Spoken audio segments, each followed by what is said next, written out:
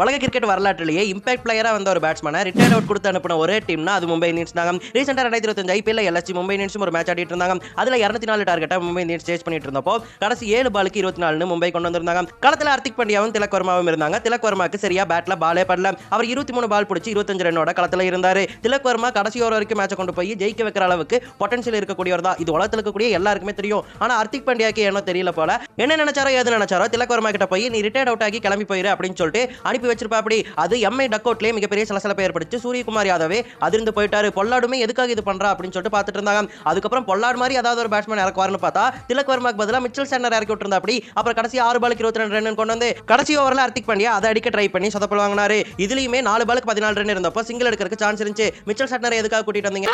அதான் நமக்கு என்னஜி வில்லன் மாதிரி பேசுறிய? அதானப்பா ரியாலிட்டி.